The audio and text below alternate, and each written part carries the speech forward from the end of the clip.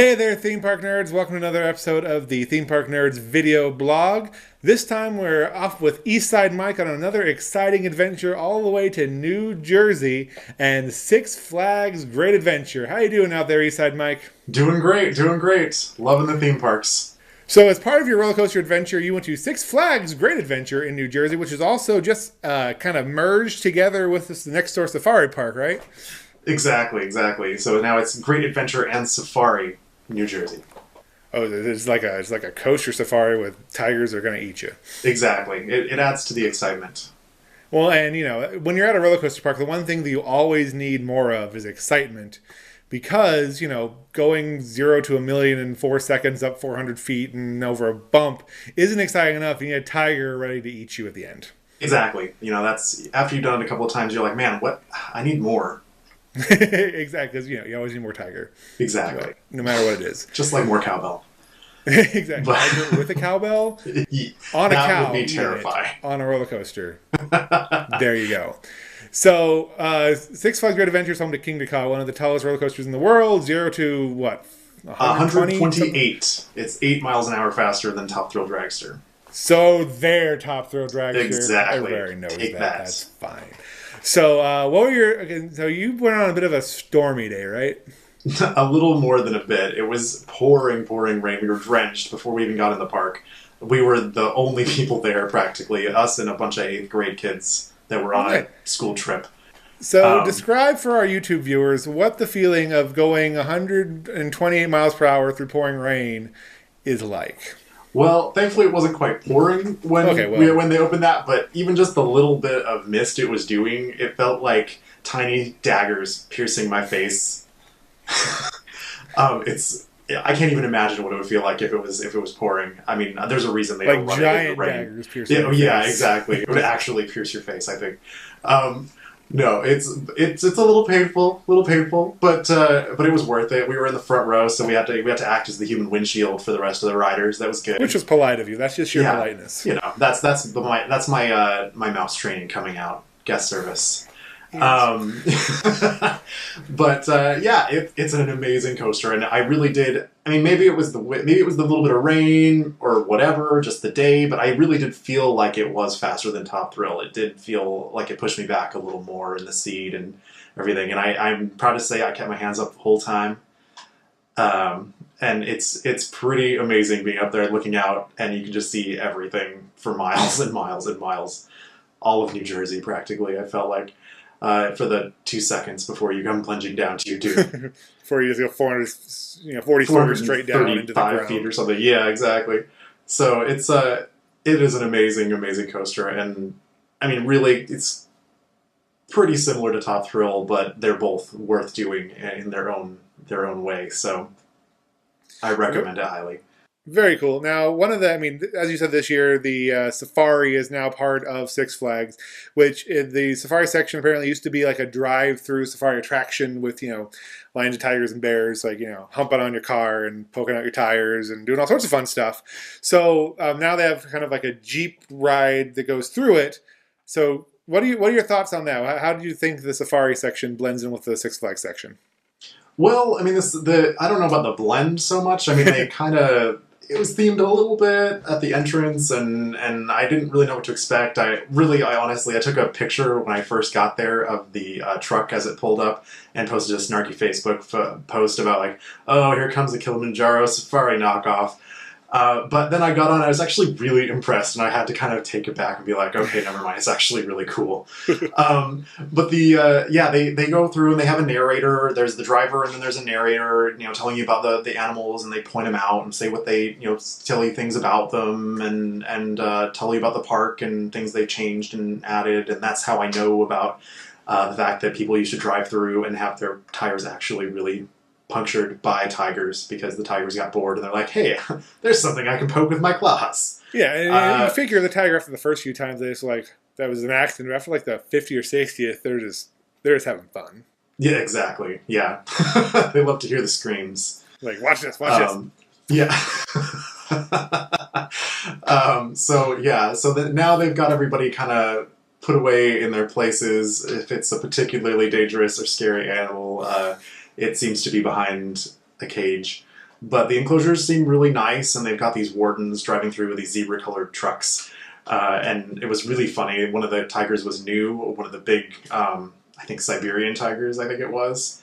And it saw the zebra truck going kind of behind us, but we didn't notice the zebra truck, and it tore off after it. I mean, it was scary. You just imagine yourself being the target of that, and it puts you in your place a little bit. But yeah, they've got bears all over the place, and you just go through and see the water buffalo, and it's a long, long ride. I want to say, I wasn't really timing it, but I want to say it's a good 45 minutes, something like that you're out driving around out there. So it was really cool. Here's my big question, though. Now, did you find and save Big Red and Little Red?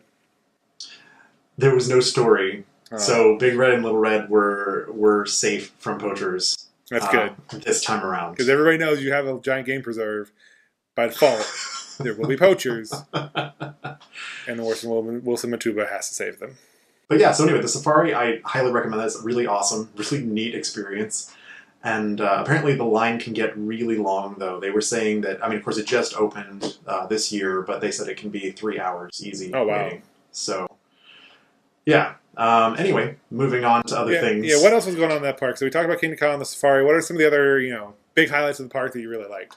Yeah, well, I'll start off with the surprise, the thing that really caught me off guard. I didn't even know, I didn't do any kind of research or anything for this trip. I said, well, it's got Kingda Ka, so that park must be good. Let's go and do it. That's what my dad wanted to do. This is his 63rd, well, he's 63, and it's kind of his big thing. He wants to do coasters until he can't anymore. So awesome. And or they kill him.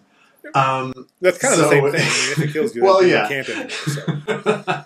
So. Anyway, but so I didn't know that they have the world's best wooden roller coaster. It apparently rated by somebody. It's called El Toro, and it will knock your socks off. I forgot that one was there. Yeah, it is incredible, and I had no idea what I was getting into. I just kind of, that looks good, and one of the people at the park said it was really worth doing, one of their favorites. I was like, okay, let's check it out. I usually stay away from the wooden coasters, but let's give it a shot. And oh my god, so good. And we started out. We did the back first, and it's got these really long cars. It's reminiscent, I would say, of Ghost Rider and Knott's Berry Farm, but better. Oh. And Ghost Rider's great. Yeah, Ghost Rider's really good.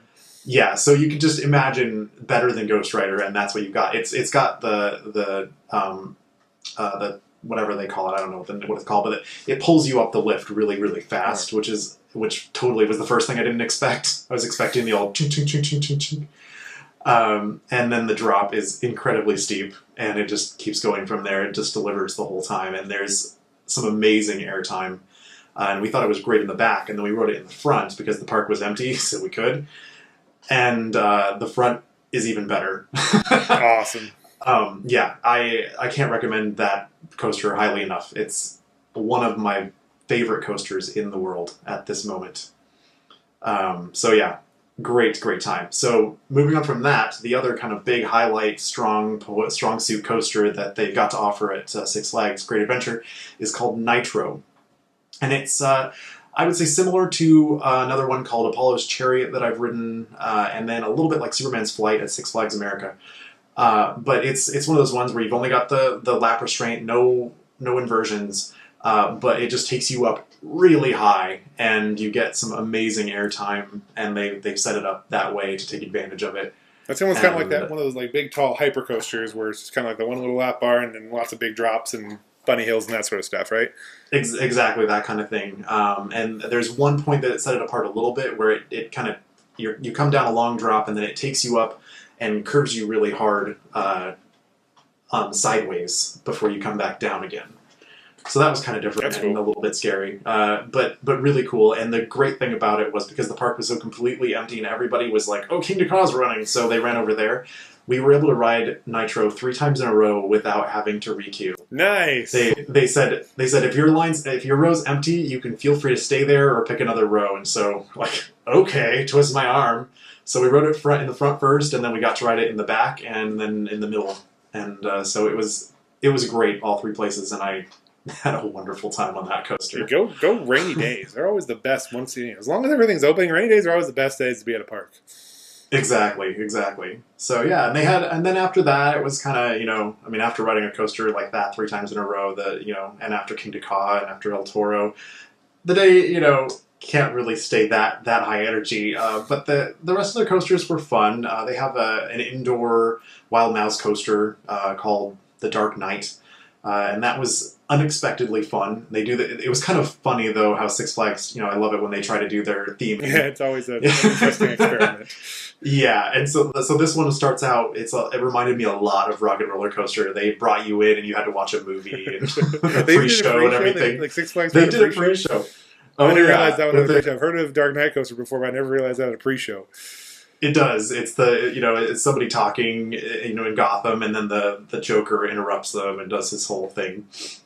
It's very. I was watching it thinking like, wow, is this coaster going to be way scarier than I expect? Because they really talk it up in that pre-show, and then you get there and it's just a wild mouse coaster. Well, Oh well. Still, it was fun though, and it was one of the better wild mouse coasters I've ever done. And all indoor, which is cool because it was raining. Yes.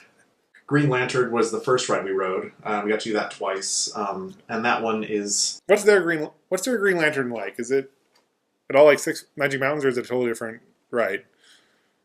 Well, which one at Magic Mountain? At Magic Mountain, the Green Lantern, it's one of those where it's the tracks in the center, and there's back-to-back four-seaters on each side, and they kind of spin, and it's just kind of a back and forth all the way down the track sort of thing. So not that then. No, it's not that. It's more like Riddler. Oh, okay. I don't think it's the exact same ride as Riddler, but it's similar. And so that one was very enjoyable. Had a good time on that. And they also have Batman, and I'm pretty confident that it is exactly Batman at Magic Mountain. It's been a little while since I've been there, but standard hanging looping coaster. Exactly. So that was fun. We got to do that too in front. So, but nothing. That wasn't new. We didn't get to take advantage of a few things in the park because they closed it early because we got a little bit. It poured on us in the morning, and then we got a little bit of free time without it raining. And after that, then it was supposed to be a huge storm, which it was later that night. So they closed the park an hour or 2 hours early, actually, I think. But they didn't tell us. Six Flags. We went in to go get. We were like, we're kind of finishing up at the park. Let's get a bite to eat, have a drink, sit down for a little while. Maybe we'll ride a couple more things. We go in and they're like, oh no, we can't serve you alcohol because the park is closing in half an hour. And we're like, what are you talking about? Surprise! Get out. Yeah, exactly. So that was interesting. Well done, Six Flags. Nice customer service. But other than as always. A lot of fun. Yeah, exactly.